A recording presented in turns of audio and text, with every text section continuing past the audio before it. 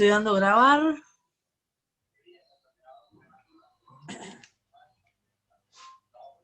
Listo, todo tuyo los niños. Perfecto. Ahí. Bueno, buenos días, en realidad buenos mediodías para todos.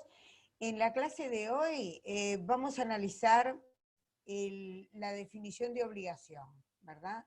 Es la primera parte de este sector del programa, ¿verdad?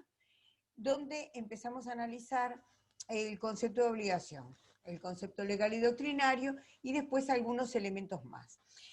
Ustedes lo tienen también en el manual este tema, vamos a profundizar determinados aspectos, y como siempre tenemos la devolución de la clase, o las dudas que puedan llegar a plantearse para el jueves próximo, a las 8 de la mañana, de 8 a 9 y media, los mismos datos de ID y contraseña que el anterior, por cualquier duda que se les pueda plantear. Bien, entonces vamos a empezar a analizar el concepto de obligación. Este concepto de obligación tiene, es a partir del artículo 1245 del Código Civil. El artículo 1245 nos dice: toda obligación consiste en dar, hacer o no hacer alguna cosa, ¿sí? Bien, dar, hacer o no hacer alguna cosa. ¿Qué quiere decir esto? O sea, tanto plantea una acción como una actividad en el hacer, y un no hacer, o sea, una omisión. Cuando, por ejemplo, se le impone a una persona la obligación de no construir en determinado lugar, por ejemplo, cerca de la zona balnearia, o no instalarse con un comercio en tantas cuadras a la redonda, por ejemplo, ¿verdad? Eso es lo que surge de este artículo 1245. Pero fíjense que la crítica que se le ha realizado a este artículo 1245 desde el punto de vista doctrinario es que en realidad define a la obligación desde el punto de vista de sus efectos, ¿verdad? Dar, hacer o no hacer. Y también la otra crítica que se le ha realizado es que prescinde de la idea de vínculo jurídico. O sea, no nos está hablando de vínculo jurídico. En función de eso, se hace necesario complementar con otras disposiciones, como por ejemplo, el artículo 4, complementamos con el artículo 473, ¿verdad?, que sitúa el vínculo jurídico desde la persona del acreedor, y también la vamos a complementar con el artículo 1340, que en sede de obligaciones de no hacer, establece las consecuencias del incumplimiento. O sea, ¿qué es lo que pasa si se incumple la obligación? Entonces ahí, bueno, tenemos que tener en cuenta que si es una obligación de dar, se le puede llegar a obligar a dar, a entregar. En la obligación de hacer bien, cuando se trata de algo que puede ser hecho por otra persona, se puede sustituir. Pero cuando se trata, por ejemplo, si yo contrato con un pintor famoso que me haga un cuadro, entonces allí esa obligación de hacer es lo que se llama intuito personae, o sea, solamente lo puede hacer esa persona.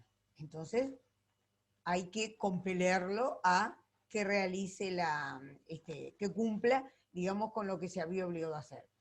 Y el no hacer, justamente, estos artículos regulan que si se construyó, por ejemplo, algo en contravención a esa obligación de no construir, puede, digamos, llegar a demoler o a dejar sin efecto o a, digamos, volver las cosas al estado que estaban antes de que se construyera en contravención a esta obligación de no hacer que pesaba sobre la persona.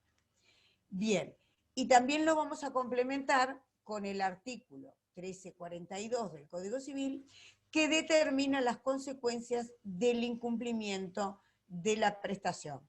O sea, que puede también, en alguno de estos casos, que realmente si yo contrato al pintor y el pintor no hace el cuadro, ¿cómo lo puedo resolver? Y no tengo más remedio que resolverlo por daños y perjuicios. ¿Y qué es lo que regulan estos tres artículos que se los reitero? 473, 1340 y 1342. Bien.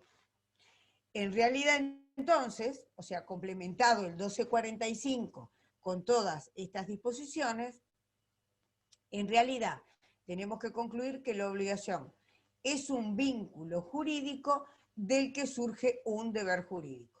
Y que si se incumple, bueno, puede llegarse a una ejecución forzosa o puede llegarse también a una condena por equivalente, que es el concepto de los daños y perjuicios. Bien, esto entonces en cuanto al concepto legal y doctrinario. Esto nos lleva, o sea, este concepto legal y doctrinario nos lleva a analizar cuáles son los elementos de la obligación.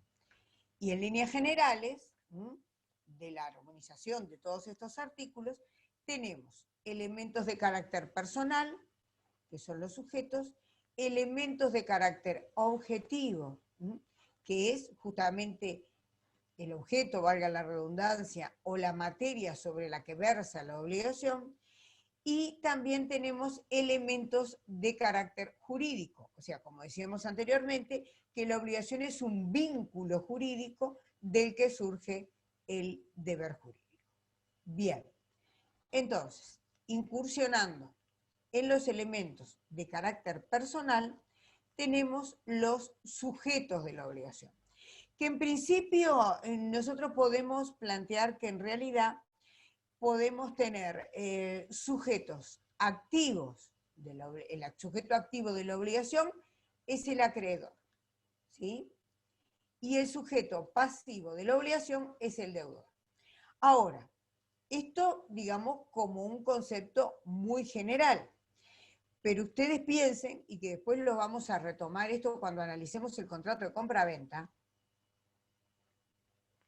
hay casos en los cuales ambos sujetos, por ejemplo, en sede sobre todo de contratos bilaterales el término técnico es sinalagmáticos, surgen obligaciones y derechos a ambas partes. Tanto por ejemplo, en el caso de la compraventa, tanto al comprador como al vendedor, ¿sí? Y ambos son sujetos activos y pasivos, pero respecto de distintos objetos. ¿Qué quiero decir con esto? Que en el contrato de compraventa, que está regulado en el artículo 1664, el vendedor se obliga a entregar el bien, ¿sí? O sea, es deudor de la entrega del bien, pero a su vez es acreedor del precio, ¿sí? O sea, tiene la doble calidad. De la misma forma, si analizamos qué es lo que pasa con el comprador es deudor del precio y acreedor de la cosa, o sea, acreedor del bien que va a entregar el vendedor. Entonces, en este caso, o sea, es una aplicación de esta clasificación en la cual, siempre y cuando estemos en contratos bilaterales o sinalagmáticos, existen la calidad de sujeto activo y pasivo respecto de ambos, respecto de comprador y vendedor, pero con relación a distintas prestaciones. ¿Sí? Bien. Eso entonces a la calidad de activos y pasivos de los sujetos de la obligación. Otra clasificación, o sea, otra conceptualización, que estos sujetos a su vez pueden ser personas físicas y personas jurídicas. Cuando hablamos de las personas físicas, tenemos que considerar y tener especialmente en cuenta el tema de la capacidad. ¿Por qué?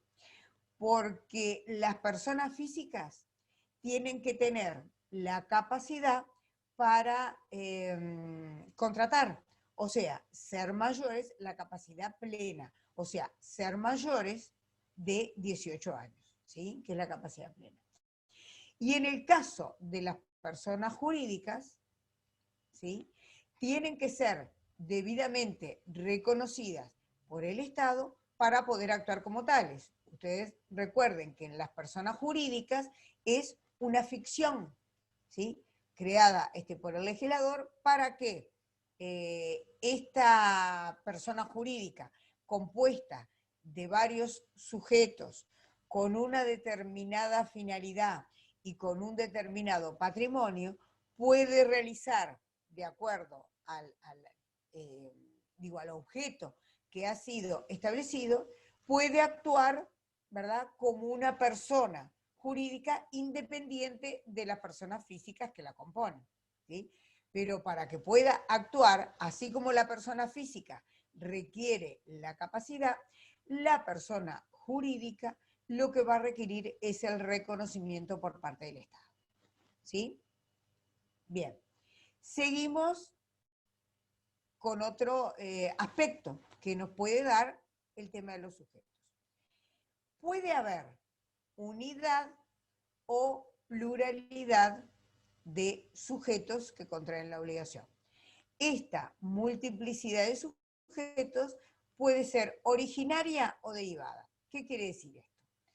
Que un determinado contrato, por ejemplo, puede ser celebrado entre varios acreedores y varios deudores, o entre un acreedor y varios deudores, o entre varios acreedores y un deudor. O sea, esta multiplicidad de sujetos ya puede darse desde el comienzo de la contratación, ¿sí?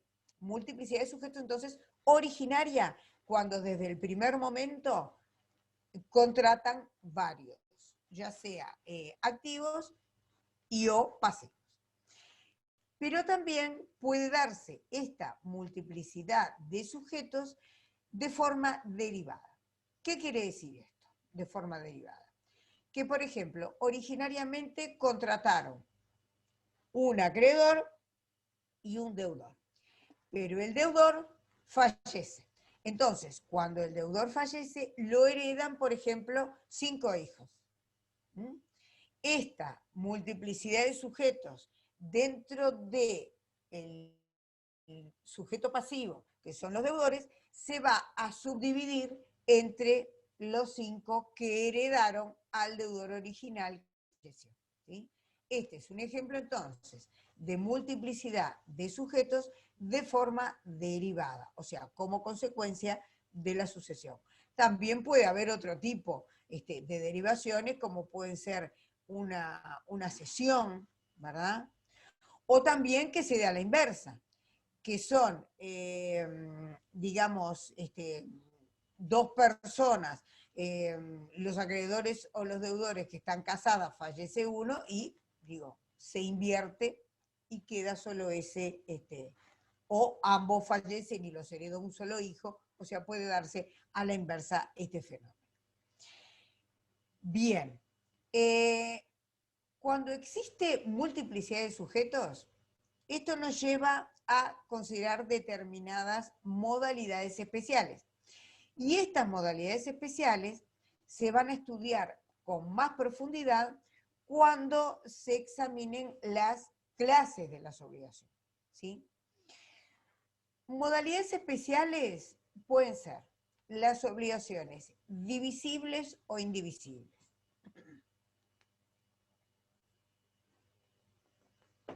Las obligaciones divisibles o indivisibles se establecen atendiendo más a el objeto de la obligación. O sea, si el objeto de la obligación puede ser divisible entre los deudores, ¿sí? O no, ¿verdad? O sea, eso en cuanto al objeto de la obligación. En tanto que cuando se trata de las obligaciones, la distinción entre las mancomunadas son las simples, las obligaciones que se contraen de forma pura y simple, por oposición a las solidarias. Las solidarias implican lo siguiente, y es, a diferencia de la clasificación anterior, tiene que ver con los sujetos que contraen la obligación. Entonces, cuando se establece la solidaridad, tanto respecto de los sujetos activos, que son los acreedores, o de los sujetos pasivos, que son los deudores, va a implicar que, por ejemplo, respecto de los deudores, si son 5 deudores, basta que uno pague, vamos a pensar que hay un solo acreedor, basta que uno pague al acreedor para que queden liberados los otros 4. Eso implica la solidaridad. Y respecto de los sujetos activos, cuando hablamos de los acreedores, ¿sí? Si por ejemplo son 5 acreedores y un solo deudor, basta que ese deudor le pague a uno de los acreedores para que ya haya cumplido con el objeto de la obligación. Ahora bien, después, o sea, esto es la consecuencia de la solidaridad, pero a posteriori, tanto desde el punto de vista pasivo como desde el punto de vista activo, lo que se puede llegar a que es a que si un deudor pagó liberando a los otros 4, él accione contra los otros 4 para, digamos, resarcirse de la cuota parte que pagó y le correspondía a sus codeudores. De la misma forma, con relación a los acreedores, si hubo un solo acreedor que cobró, ¿verdad? Y cobró, digamos, la parte de todos, puede existir una acción respecto de los otros 4 para que este acreedor que cobró todo le pague la cuota parte correspondiente a los 4, o sea, la que les correspondía a los 4. Esto entonces en cuanto a las modalidades especiales que pueden llegar a tener las obligaciones. Bien, vuelvo a reiterar que esto se va a estudiar con mucho mayor profundidad cuando se analice el tema de clasificación de las obligaciones. Bien. Esto entonces en cuanto a los elementos de la obligación de carácter personal. Ahora vamos a los elementos de la obligación de carácter objetivo. Y acá tenemos determinados artículos del Código Civil que les queríamos mencionar que tienen que ver con el objeto de la obligación. Uno de ellos es el artículo 1282, ¿verdad? El artículo 1282 nos dice lo siguiente. Cuando habla del objeto de los contratos. Dice, el objeto de los contratos es el objeto de las obligaciones que por ellos se contrajeren. ¿Sí? Entonces, sigue diciendo este 1282. Pueden ser objeto de los contratos las cosas o los hechos que no estén fuera del comercio de los hombres. O sea, ¿qué quiere decir esto? Que no estén fuera del comercio de los hombres. Esto está relacionado con los bienes que se analizaron ya en otra parte del curso, que son los bienes del dominio público, ¿verdad? Cuyo uso es gratuito de todos los habitantes y que no puede ser objeto de apropiación individual, ¿sí? O sea, están los bienes del dominio público, están fuera del comercio de los hombres. Por ende, los bienes del dominio público no pueden constituir objeto de la obligación, ¿sí? Esto es lo que surge justamente del 1282. Y otro artículo que también es, este capítulo habla, todo el capítulo del objeto, de los contratos. Pero también nos interesa mencionar el artículo 1286, que el 1286 nos habla de la licitud. Entonces, ¿qué nos dice? Hay un objeto lícito en todo lo que, ilícito, en todo lo que contraviene al derecho público oriental. O sea, el objeto sobre el que recaen las obligaciones debe ser lícito. ¿Qué quiere decir esto? que no debe ser contrario a la moral ni a las buenas costumbres, ¿sí? Y no debe realizarse en contravención de disposiciones legales. Por ejemplo, un caso de objeto ilícito puede ser la compraventa de estupefacientes, por ejemplo. O sea, no se puede realizar porque su objeto justamente es ilícito y está sancionado penalmente. Entonces, esto es lo que tiene que ver con el artículo 1286, que dice, hay un objeto ilícito en todo lo que contraviene el derecho público oriental. Así, la promesa de someterse en la República a una jurisdicción no reconocida por las leyes orientales es nula por vicio del objeto. Entonces, esto es lo que tiene que ver con el 1282, el concepto de prestación del objeto, y el 1286 respecto de la licitud. Bien. Tengan en cuenta también que acá habla de prestación. ¿Qué quiere decir prestación? Y volvemos al 1245. O sea, una cosa es el objeto. Y acá tenemos que volver a recordar que el código, cuando habla de cosas o bienes, ¿sí?, confunde cosas, que son los objetos materialmente considerados, con bienes, que son los derechos que recaen sobre los objetos, y las prestaciones, que las prestaciones consisten en dar, hacer o no hacer alguna cosa. Y el dar, hacer o no hacer alguna cosa es el concepto que veíamos cuando analizábamos el artículo 1245. Y de este mismo artículo 1282, que estábamos analizando recién, hablaba de que en el segundo inciso, pueden ser objeto de los contratos las cosas y los hechos. Entonces ahora, seguidamente vamos a ir analizando qué características tienen que tener las cosas y los hechos para poder ser materia de la obligación, ¿verdad? Entonces, ahora nos vamos desplazando al carácter objetivo, ¿sí? Y acá volvemos a indicar prestación, cosas y hechos. Vamos a analizar los caracteres que deben tener las cosas para ser objeto de la obligación.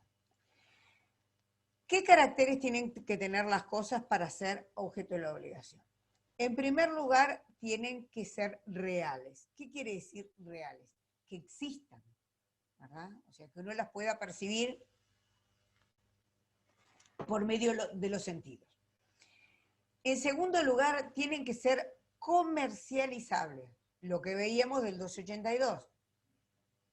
Estar dentro del comercio de los hombres. O sea, que exista la posibilidad de ser apropiadas de forma individual, ¿sí? Bien, dentro del comercio de los hombres. Otra característica, digo, y un poco que tiene que ver con estas dos, reales y comercializables, es que tienen que ser determinadas o suficientemente determinadas. Entonces, ¿qué pasa? Cuando se creó, o sea, cuando se aprobó el Código Civil, generalmente si uno iba a comprar una casa, si uno iba a comprar un inmueble, sabía que era lo que iba a comprar, porque era algo tangible, era algo que se podía percibir por medio de los sentidos. A nadie nunca se le hubiera ocurrido comprar un edificio que todavía no se construyó, o sea, un edificio en construcción. Con el correr del tiempo, ¿verdad?, existió la posibilidad de adquirir lo que se llama, digo, habitualmente y en términos coloquiales, dice comprar en el pozo. ¿Qué quiere decir? Que uno está comprando un bien que todavía no se construyó, que ni siquiera se llegó a demoler lo que estaba en su lugar para poder construir el edificio de propiedad horizontal. Entonces uno está comprando algo que realmente, digo, en principio sabe que va a contar con determinadas dimensiones, que va a tener tantos, un living, un comedor, tantos dormitorios y demás, pero a veces esta circunstancia da lugar a determinadas dificultades de orden práctico. cuando, por ejemplo, se compra un determinado inmueble con dimensiones y que a su vez le va a corresponder el uso de un garage de tantas dimensiones, y cuando ustedes efectivamente ingresan en posesión del bien, advierten que no tenía las dimensiones que decía tener, que el garage es tan pequeño que no entra el auto, o que hay una columna en el medio que les impide el acceso. Entonces, digo, esto da lugar justamente a todas a solucionar todos los temas de incumplimiento, como veíamos al comienzo. O sea, puede ser que digamos, que se le pida la ejecución de la obligación de dar, o sea, de entregar la cosa tal como se había comprometido, o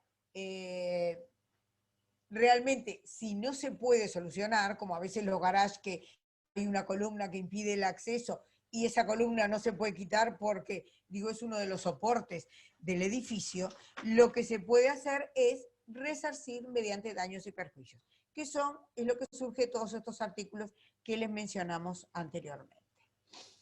Bien. Esto entonces con relación a que son determinadas o fácilmente determinables. Bien. Vamos entonces a analizar qué caracteres deben tener los hechos para ser objeto de la obligación, ¿sí? Y volvemos a los hechos, ¿sí? Al 1245, cuando decía que la obligación puede consistir en un hacer. Y este hacer, ¿qué característica debe tener? Y debe ser un hecho físicamente posible. ¿Mm? Y esto todo va a depender de la evolución que ha tenido, digamos, que ha tenido la humanidad. Porque antes era impensable, por ejemplo, un viaje a la Luna, un viaje a Marte, bueno, y ahora están vendiendo viajes a Marte, o sea que se pueden imaginar que lo físicamente posible va evolucionando con el correr del tiempo, ¿verdad? Bien, o sea, que la persona lo pueda realizar, y esto es lo que se ejemplifica a través del hacer. También tiene que tratarse de hechos moralmente posibles, y acá volvemos con lo que veníamos con el artículo 1286. ¿Qué nos decía el 1286? Que un objeto ilícito era contrario a las normas, ¿verdad? Pero a su vez también puede ser contrario a la moral o a las buenas costumbres. O sea, la moral y las buenas costumbres justamente tienen que ver con digamos, la conceptualización de qué se entiende por moral y buenas costumbres en un momento determinado de la evolución de la humanidad. ¿Sí? Bien. Y en este concepto de moralmente posibles y en el concepto de orden público, podemos pensar en una definición, ¿sí? En una definición de orden público, que el orden público es el conjunto de principios, presupuestos indispensables para la existencia de un Estado, que se refiere a su organización y a su constitución. Reitero, el orden público es el conjunto de principios, presupuestos indispensables para la existencia de un Estado que se refiere a su organización y a su constitución. Y las buenas costumbres, como decíamos, son los usos y principios que van a variar según el momento histórico y el estado de la cultura en una sociedad determinada, ¿verdad? Bueno, o sea que deben estar acordes, o sea, deben ser moralmente posibles y estar acordes al orden público y a las buenas costumbres, ¿sí? Bien. Esto entonces con relación a moralmente posibles. Al igual que los hechos, que las cosas, perdón, los hechos deben ser determinados. ¿Qué quiere decir que van a ser determinados? Y bueno, de la misma forma, o sea, la persona se compromete a pintar un cuadro, o sea, está absolutamente determinado. O también puede haber una precisión mayor. Yo contrato al pintor Medina para que me pinte un cuadro que quiero que sea una puerta, o quiero que sean flores. Entonces, digo, tiene que ser determinado o fácilmente determinado, ¿sí? Al igual que las cosas. Y después también nos habla de que se tiene que tratar de un hecho en el cual tengan interés los contrayentes.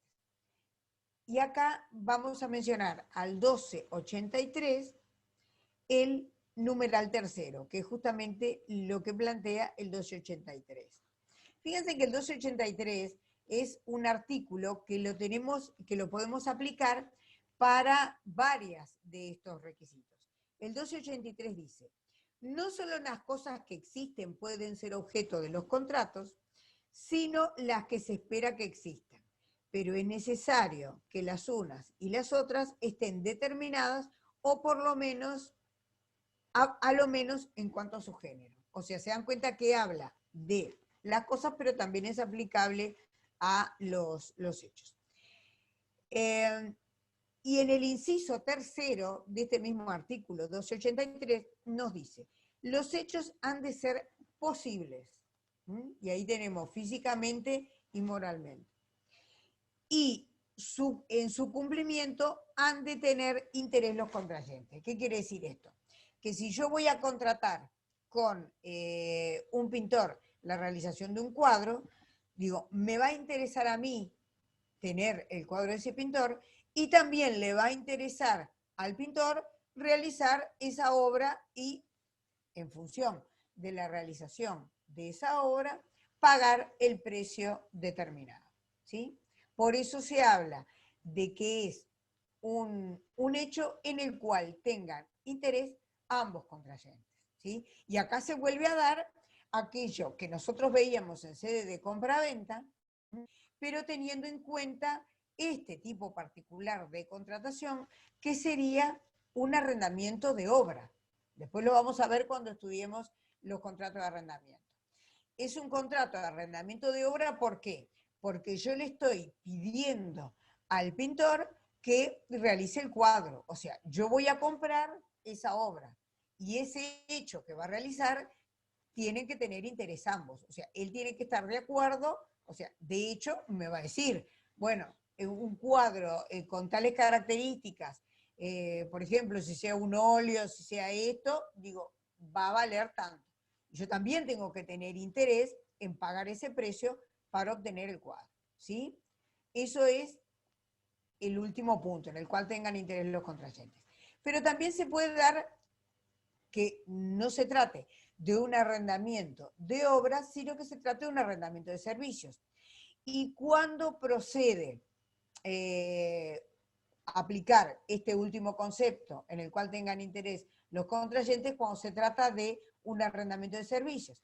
El arrendamiento de servicios es cuando, por ejemplo, yo voy a contratar a una persona para que me pinte mi casa. O sea, seguimos con el tema de la pintura. Pero ya no voy a pedir que me pinte un cuadro, un pintor determinado, sino que voy a contratar con un pintor para que me pinte la casa. ¿Por qué es un arrendamiento de servicios? Bueno, si yo lo contrato para que me pinte la totalidad de la casa, es un arrendamiento de obra. Pero si yo, por ejemplo, digo, bueno, yo quiero que me empiece a pintar una habitación, ¿sí? Y por día yo le voy a pagar determinada cantidad. Estoy contratándolo para un servicio determinado, ¿sí? Que no sé si después lo voy a seguir contratando para que me siga pintando otras habitaciones o solo uno. Entonces, cuando es desenvuelta esa actividad que me está prestando un servicio que se desarrolla en un tiempo determinado y yo ajusto el precio por lo que va realizando a medida que lo va ejecutando, estoy haciendo un contrato de arrendamiento de servicios. Pero cuando yo lo contrato para que me pinte la totalidad de la casa, ahí es un arrendamiento de obra, porque es el producto terminado que me va a entregar, ¿sí? O sea, esa es un poco la distinción entre ambos. Bien, y nos queda por ver el tercer elemento, o sea, el elemento de carácter jurídico, ¿sí? Entonces, respecto del elemento de carácter jurídico, es el último que vamos a considerar. En cuanto al elemento de carácter jurídico, seguimos para abajo, es así. O sea, en realidad nosotros vamos a conceptualizar de que acreedor, deudor y prestación, ¿sí?, están ligados, o sea, el elemento personal, el elemento objetivo, están ligados por un vínculo jurídico que es la relación de derecho que constituye la esencia de la obligación. O sea, tiene que estar ese ligamen jurídico que los vincula. Ahora, ese vínculo jurídico debe tener determinadas características, ¿sí? O sea, en primer lugar, no debe ser tan excesivamente fuerte que comprometa la libertad del sujeto, ¿sí? O sea, no puede comprometer la libertad del sujeto, ¿sí? Pero debe ser lo suficientemente útil como para generar responsabilidad, ¿sí? Vuelvo a reiterar este concepto y vamos a mencionar los artículos que están comprendidos en ello. El vínculo jurídico no puede invadir, ¿verdad?, o afectar la libertad o autonomía del individuo. O sea, no se puede comprometer al deudor en toda su libertad en lo que realiza. O sea, no se puede contratar a una persona para un servicio o para una actividad de forma indeterminada. Entonces allí ustedes tienen un artículo que es el 1836 del Código Civil y el 1892, inciso 1 del Código Civil, ¿sí? Sino que simplemente lo puedo contratar durante un determinado periodo, ¿sí? Y un determinado horario también, porque no puede comprometer la libertad del sujeto. Pero tampoco puede ser tan débil, ¿verdad?, que no genere responsabilidad. O sea, esto se maneja, el vínculo jurídico o el ligamen jurídico, entre un límite mínimo, o sea, no que sea tan mínimo que no tenga, digamos, o sea, que no genere la responsabilidad, y también, o sea, por insuficiencia, y también no puede ser tan fuerte que afecte la libertad de la persona. Y a su vez también, digo, relacionado con estos aspectos, esta obligación no puede quedar librada a la voluntad de una sola de las partes, porque tampoco tiene validez jurídica, ¿verdad? O sea, eso es lo que, los límites mínimo o máximo que deben tener digamos, la obligación. Recuerden los artículos que les mencionamos, el 1892, numeral primero, el 1836, y también el 1253, que es este último caso que les mencionamos recién.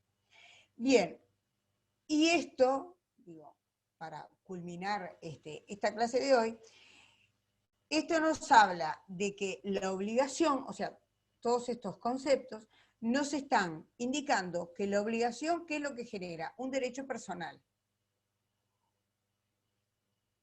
O sea, cuando se analizó derecho de propiedad y derechos reales, o sea, había una vinculación entre el sujeto y el objeto, ¿sí? Por eso eran derechos reales. En tanto que cuando estamos dentro de las obligaciones, lo que se genera es un derecho personal. ¿Por qué? Porque el acreedor le va a exigir al deudor, o sea, el acreedor sujeto activo, le va a exigir al deudor, sujeto pasivo, una determinada prestación, ¿sí?